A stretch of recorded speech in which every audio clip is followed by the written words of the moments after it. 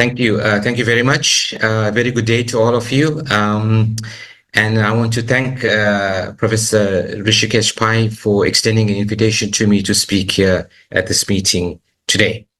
So I'm going to speak on the use of cardiac Doppler as a predictive tool in high-risk obstetrics.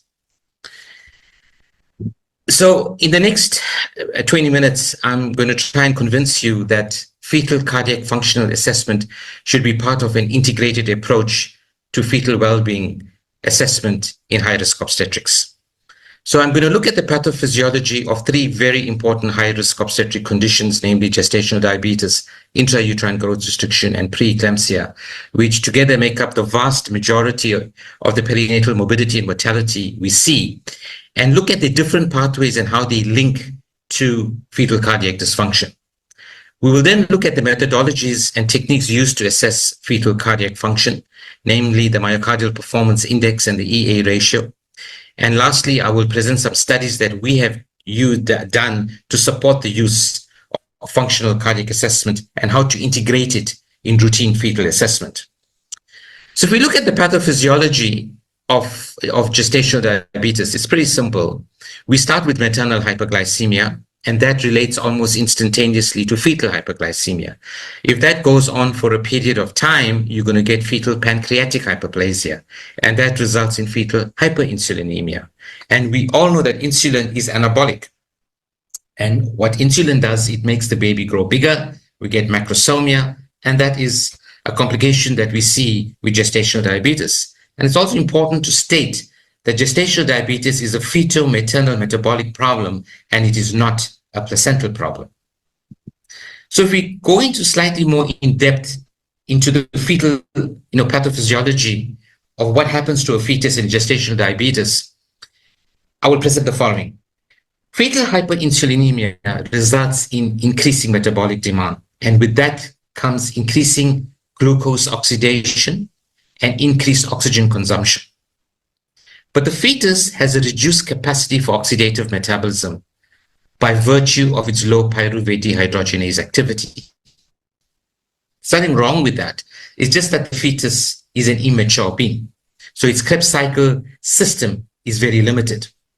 And here we introduce the concept of ITT. So ITT refers to an ischemic trophoblastic threshold. That is the point of imbalance between supply and demand of nutrients.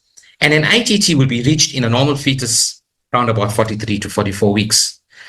But in a scenario of increased metabolic demand, it is absolutely conceivable that the ITT can be reached earlier. That's due to exhaustion of Krebs cycle enzymic activity. And when the ITT is reached, what happens is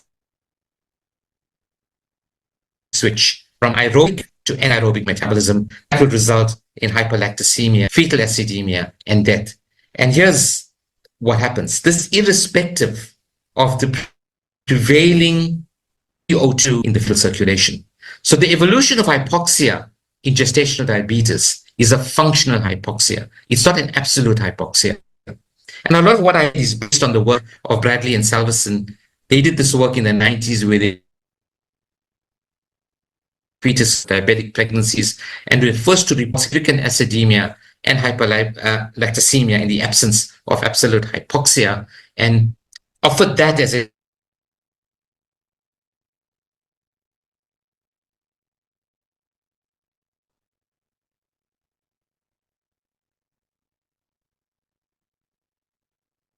surveillance tools do we use at the present. We know that in all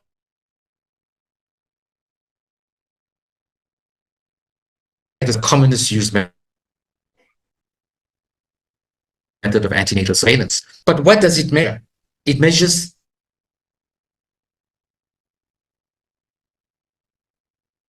actually increase and your resistances actually drop. And you can extrapolate that to the other parameters, your middle cerebral, your ductus venosus, etc. These are geared to detect placental issues and absolute hypoxia. So we have to conclude that standard monitoring models that we use at present are probably inappropriate or inadequate to assess the fetus in a gestational diabetic pregnancy. So if you do a literature survey, you'll see there's enough data on abnormal hemodynamics in a fetus in a gestational diabetic pregnancy from increased fetal interventricular septal thickness increases, impaired ventricular compliance in fetuses of diabetic pregnancies, left ventricular and right ventricular hypertrophy, hypertrophic cardiomyopathy. We find there's an increased preload index in the IVC that's associated with lower pHs at birth and polycythemia, which is a marker of hypoxia. And abnormal metabolism itself can have a direct cardiac effect on function. So in summary, in gestational diabetes, what do we have? We have a metabolic problem and not a placental problem. The evolution of hypoxia is not absolute, but functional. We know that standard monitoring models probably don't work because they're geared to detect absolute hypoxia, not functional hypoxia. We know on published data, there's already evidence of cardiac function. And the challenge is to channel this information about cardiac dysfunction into a monitoring model. If we go to IUGR, well, IUGR, as everybody knows, is characterized by growth impairment, oligohydramnios, but we have good fetal monitoring models. So we can track the cascade of cardiovascular deterioration very well in IUGR, from uterine Doppler anomalies to umbilical artery Doppler anomalies, middle cerebral, ductus venosus, aortic isthmus, etc. So that's pretty good. But we also know that intrinsic myocardial function plays a pivotal role in the compensatory mechanism of the growth-restricted fetus, especially in the establishment of arterial redistribution and the brain-sparing effect. So the direct functional assessment of fetal heart should have some clinical value. And one of the critiques of standard monitoring models in IUGR is that there's a wide period between the detection of hypoxia when the middle cerebral artery PI goes below P5 or you get an abnormal CPR to ductus venosus abnormalities where there's acidemia or hyperlactasemia. And you may argue it's not optimal to actually deliver fetuses at venous Doppler anomalies because you are in an advanced compromised state where there's already a low pH environment, there's myocardial necrosis. So the hypothesis is if we can track myocardial function, it may serve as a great tool in our integrated model to optimize timing of delivery. What about preeclampsia?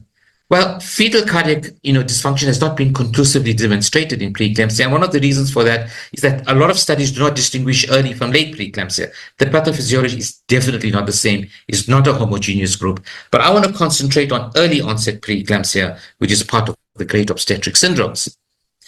So if we look at the pathophysiology of early onset preeclampsia, it's characterized by placental maladaptation and lack of vascular transformation. That results in reduced perfusion, placental ischemia, that causes vessel injury and vasoconstriction. That's when your S-flit levels go up, your PLGF goes down, results in increased peripheral vascular resistance, and that in itself results in increased fetal cardiac afterload. So if we look at these three conditions, which are very common and very complicated, which complicate obstetrics. We have gestational diabetes, IUGR, and preeclampsia. The common pathway is to cardiac dysfunction, but through different pathophysiological mechanisms. In diabetes, it's through an abnormal metabolic milieu, in growth restriction through hypoxia, and in preeclampsia to left ventricular afterload. So the methodologies that we've used to assess fetal cardiac function is the myocardial performance index and the EA ratio.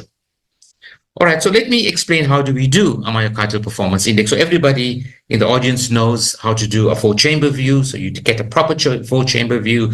You blow it up until it occupies 3/4 of your screen. You open your Doppler gate to about 2 millimeters. You insert it into the internal leaflet of the mitral valve. In this position, due to its proximity to the aortic valve, you will be able to record inflows into the left ventricle and outflows into the aorta, in other words, diastole and systole.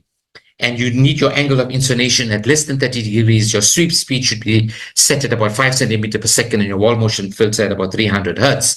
So if you do that, you will be able to reproduce the cardiac cycle. So that's the cardiac cycle that I've got there. And you can see there's the M wave, that is a characteristic waveform of diastole, that's your EA wave. And you got your systole, which is the characteristic waveform. But if you look more closely at the cardiac cycle, you find there are two other periods of the cardiac cycle. That's called the isovolumetric periods. Those are the relaxation periods. One before contraction, that's your isovolumetric contraction time, and one before diastole, that's your isovolumetric relaxation time.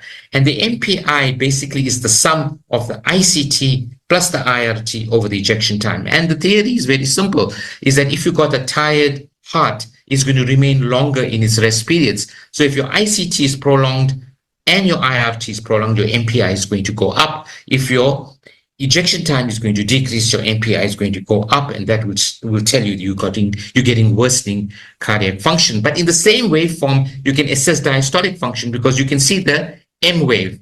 The first peak is the E, or the early waveform, and the A is atrial contraction. Now, in a fetus, because of compliance issues, your E wave is always lower than your A wave to a point of about 0.7. But in a neonate and an adult, the E wave is always bigger or larger than your A wave, because most of the filling in an adult happens passively, whereas in the fetus, it's the opposite. So the E wave is passive filling. The A wave is whatever blood is remaining in the left atrium. The left atrium then contracts and discharges the fluid from the atrium into the ventricle. So before we could use the MPI in pathology, we then did a study to work out the normal reference ranges or gestation age adjusted trends and reference intervals for the MPI. And we published that in Prenatal Diagnosis, a very statistical paper. If you're interested, you can look at it. It's a very interesting paper. Then, once we worked out the P95 for the MPI, which fell around about 0.43, we then can use it in pathology. And the first condition we tested it is gestational diabetes. So we wanted to know, to determine whether the MPI is altered in fetuses in pregnancies complicated by severely or poorly controlled GDM. And then we want to determine whether the MPI is of value in predicting adverse perinatal outcome. This paper was published in Prenatal Diagnosis, the use of myocardial performance index as a prognostic indicator of fetal outcome in poorly controlled gestational diabetic pregnancies. So what we found, this is the box plot of interquartile ranges, is that the MPI was significantly elevated in the poorly controlled diabetics, the IDDM group, compared to the controls. Maybe it's something that we could have expected because we know that you get cardiac function, dysfunction in diabetes. But more importantly, we want to know whether it was a predictor of adverse outcome. So some of the adverse outcomes we looked at were stillbirth, neonatal deaths, NICU admissions, tachypnea with pulmonary edema, low ABGAs, low pH, cardiomyopathy, and normal outcomes. And we had 29 controls and 29 in the study group. We had no adverse outcomes in the controls. In the study group, we only had 12 normal outcomes and 17 abnormal outcomes. So this is a very important slide because it shows us the distribution, right, of the MPI in the study group between those fetuses exhibiting normal and abnormal outcomes and its correlation to the P95. So the red line is your P95, which corresponds to about 0.43. The blue dots are your normal outcomes, and your crosses that you see there are the abnormal outcomes. You can see there were 4 fetuses with normal outcomes, and they all had normal MPIs. The rest, which were 25, all had abnormal MPIs, but having an abnormal MPI did not translate into an adverse outcome. But what you can clearly see is that adverse outcomes, as demonstrated by the crosses, was linked with worsening MPIs. So we only began to see adverse outcomes with very high MPIs or worsening grades of MPI.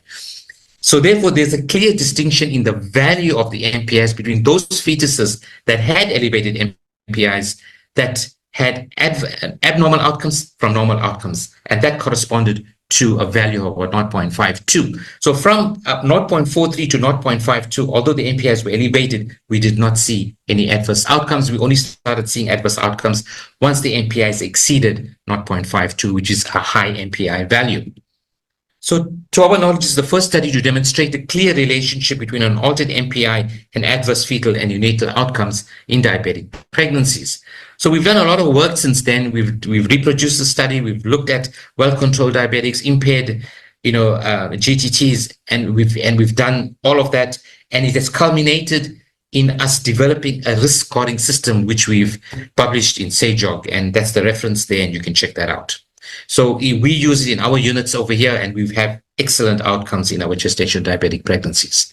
When we come to IUGR and fetal myocardial performance, the 3 questions we wanted to ask is the MPI altered in growth restriction? Does it correlate with the degree of IUGR? And is MPI a prognostic indicator of adverse perinatal outcome? This paper was published in Prenatal Diagnosis. That's a reference. You can check it out.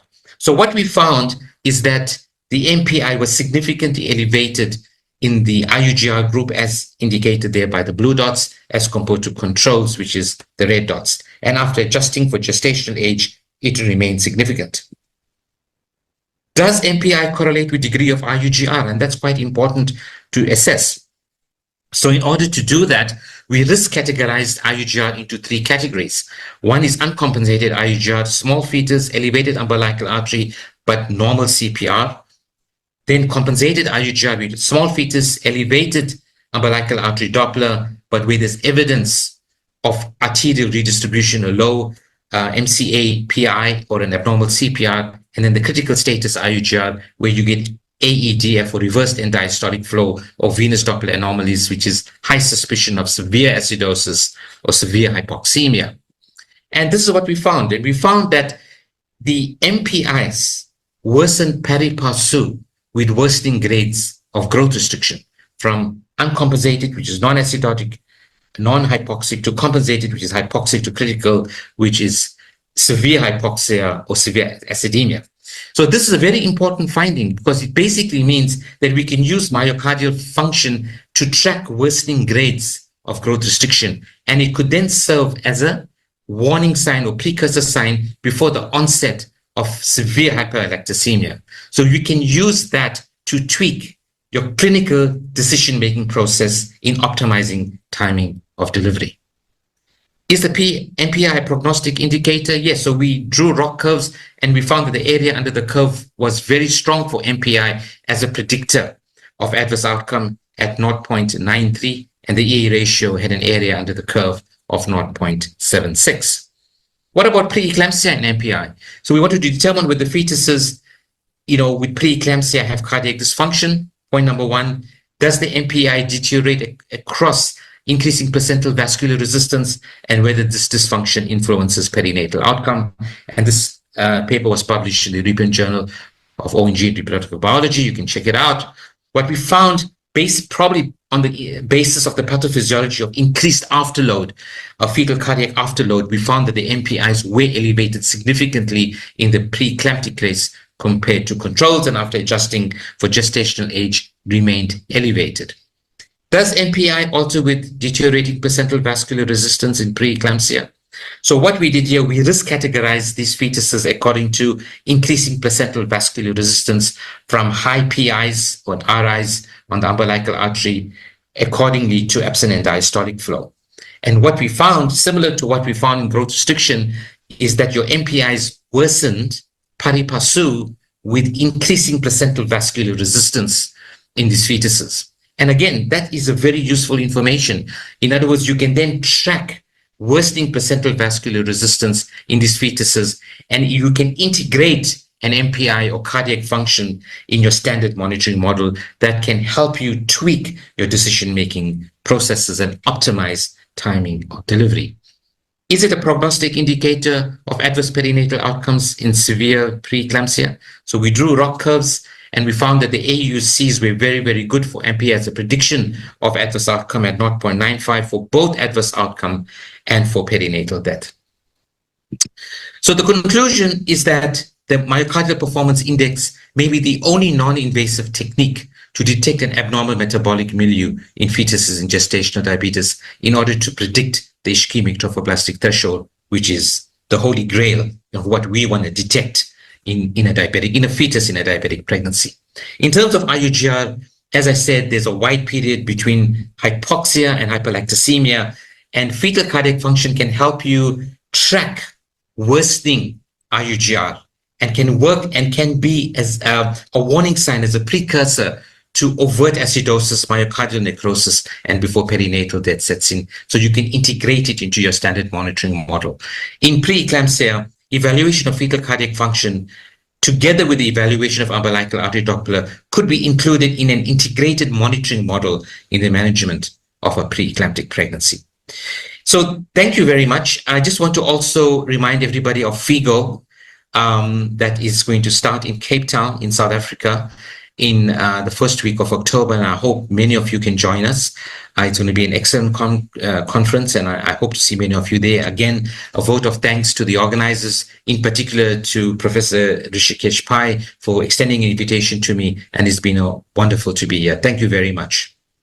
Thank you, Ismail. It was a wonderful talk which you have given, and there's a question from the audience about, can we integrate the cardiac Doppler with other modalities like a lot of people still believe in fetal kick count and amniotic fluid volume. So you think that the Doppler can replace all that, and maybe the only tool in which we can use to pick up problems in patients? Hi, Rishikesh. Hi, lovely to see you. And a good evening, I think, to the audience in India. We still at 3 o'clock in the afternoon here, so it's good afternoon from here. So, Rishikesh, so what we've done is we've created a risk scoring system where we've integrated things like amniotic fluid index, fetal weight as contingent screening. So what happens, the way we do things over here is that if your amniotic fluid index is very high, for example, in a fetus in a diabetic pregnancy, or there's a very big baby, then those babies get initially screened out, and then they are referred to a fetal unit where I work or other fetal units for a cardiac Doppler. And then we add all that information together, and then we have a risk scoring system. So anything more than, well, the risk scoring system goes from about 3 to 10. Anything above 8, that's very high risk. Anything below 3 is very low risk. And somewhere in between, we have a clinical algorithm on how to deal with it. So I don't think cardiac Doppler is a fantastic tool in tweaking decision-making process, but I don't think on its own, it's going to do everything. We're going to have to use other data and use it as an integrated model in fetal well-being. And I think if you do that, it just tweaks your decision-making process much, much easier, and you get much better outcomes. And that is what we found. So there's another question. There's a lot of talk about the FOGSI now, handheld ultrasound in the community. And I think there's a workshop as well in, I think, Cape Town on that. So what is your take on FOGSI? So FOGSI is really good because it will tell you about amniotic fluid index. It's going to tell you about fetal weight. It also depends on the machine that is being used for the FOGSI. So if the machine is good, look, the myocardial performance index is not a difficult parameter to do. Actually, you need to get a 4-chamber view. You need to get a good Doppler. You need to put it into that internal leaflet of the mitral valve and just recreate the cardiac cycle. And sometimes even by just eyeballing the cardiac cycle, you can see the EA ratio is not normal, or you can actually see the isovolumetric relaxation, contraction times increasing just by even eyeballing it. You're in trouble here. So I think FOGSI can help, but it obviously going to depend on the quality of the machine that you've got there for you to get information. But what could happen is that you could do contingent screening on that. In other words, looking at amniotic fluid, looking at fetal weight, and then making a determination where you are in the great scheme of things. I mean, if you've got a diabetic who's got a AFI that's reasonably good and the baby is not really big, then you can kind of relax a little bit, isn't it? So it kind of helps you screen and triage where you want to go. There's another, of course, the standard question nowadays is, what about artificial intelligence? Do you think that in the future, or are you taking help of it when you're doing your Dopplers nowadays? Or you think that it can help and become a better diagnosis? I'm absolutely certain, Rishikesh, that the AI is going to help, because it's going to determine how good your calculations are. So remember, when we do the MPI, we do the valve click method. In other words, we want clicks so that we can actually reproduce it. And if you've got good AI, it will be able to do it for you like that in a flash. I don't think the AI has actually been geared at the moment to do MPIs, but it's just a matter of time, isn't it? Before we're going to get AIs to do MPIs and EA ratios and give you a calculation within a second. Probably even in the FOGSI, it will probably do it then, give it to you straight away. So yeah, I mean, we're not going to run away from AI, that's for sure. It's everywhere.